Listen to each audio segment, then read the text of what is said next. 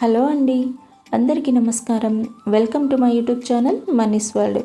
ఈరోజు వీడియోలో ఎంతో రుచికరమైన క్యాబేజీ పచ్చడి ఎలా రెడీ చేయాలో ఈ వీడియోలో షేర్ చేశానండి. సో ఈ క్యాబేజీ తినని వాళ్ళైనా సరే ఒకసారి నేను చేసినట్లుగా ఈ క్యాబేజీ పచ్చడి చేసి పెట్టండి, చాలా ఇష్టంగా తింటారు. అలాగే ఈ పచ్చడి దోశలోకైనా, ఇడ్లీలోకైనా, చపాతీలోకైనా, గారెల్లోకైనా, రైస్లోకైనా చాలా బాగుంటుంది. సో ఎలా చేయాలో ప్రాసెస్లోకి వెళ్ళిపోదాం. ముందుగా స్టవ్ ఆన్ చేసుకొని కడాయి పెట్టుకొని అందులో తగినంత ఆయిల్ పోసుకొని ఒక 2 టేబుల్ స్పూన్ వేరుశనగ గుళ్ళు, ఒక 2 టేబుల్ స్పూన్స్ పచ్చిశనగపప్పు, 1 టీ స్పూన్ జీలకర్ర, ఒక గుప్పెడు ధనియాలను వేసుకొని ఎర్రగా అయ్యేంత వరకు వేయించుకోండి. పప్పులు మొత్తం ఎగేంత వరకు ఇలా ఎర్రగా అయ్యేంతవరకు వేయించేసుకొని మిక్సీ జార్లోకి తీసేసుకోండి. మీ దగ్గర రోలు కనుక ఉంటే రోట్లో చేసుకునండి, టేస్ట్ ఇంకా బాగుంటుంది. నా దగ్గర రోలు లేదు, సో అందుకని నేను మిక్సీ జార్లో వేసుకుంటున్నాను.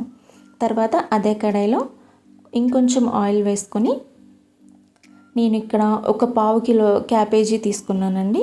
శుభ్రంగా కడిగేసేసుకుని ముక్కలు చేసుకుని వేసుకోండి. క్యాబేజీ వేసేసుకుని ఒక 10-15 పచ్చిమిర్చి, 2 టమాటాలు, అలా ఇక్కడ మీరు పచ్చిమిర్చి మీ కారానికి తగ్గట్టుగా వేసుకోండి.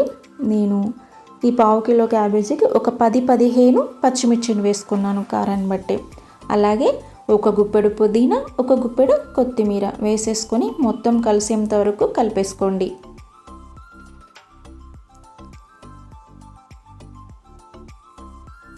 కలిపేసేసుకొని ఇందులోనే ఒక టీ స్పూన్ పసుపు, మీ రుచికి తగినట్టుగా ఉప్పు కూడా వేసుకోండి. ఇక్కడ కొంచెం తక్కువ వేసుకోండి, తర్వాత మనం మిక్సీ పట్టేటప్పుడు ఇంకొంచెం టేస్ట్ చూసుకొని వేసుకోవచ్చు. అలాగే ఒక 2-3 చింతపండు రెబ్బలను కూడా వేసుకోండి. అంటే ఒక చిన్న నిమ్మకాయ సైజ్ అంత చింతపండును వేసుకోండి.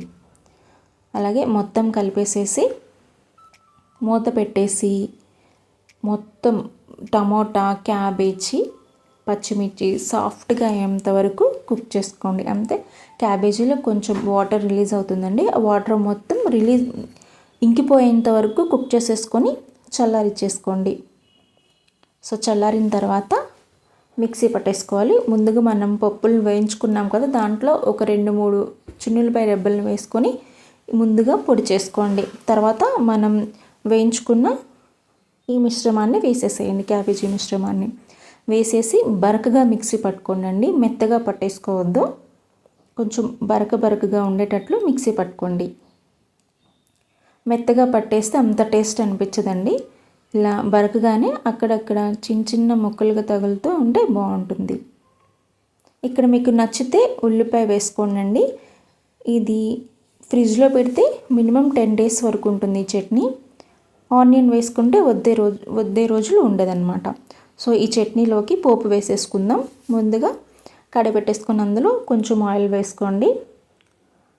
ఆయిల్ కొంచెం హీట్ అయిన తర్వాత మీ పోపు దినుసులన్నీ వేసుకోండి. ఆవాలు, పచ్చిశనగపప్పు, మినపసాయపప్పు, 2 ఎండుమిరపకాయలు, ఒక 2-3 రెబ్బల కరివేపాకు వేసేసుకొని పోపు వేగిన తర్వాత చట్నీలో వేసేసి కలిపేసుకోండి. అంతేనండి, సింపుల్గా అండ్ ఈజీగా, టేస్టీగా, చాలా అంటే చాలా బాగుంటుంది పచ్చడి. ఒకసారి నేను చేసినట్లుగా మీరు కూడా మీ ఇంట్లో ట్రై చేయండి. నచ్చితే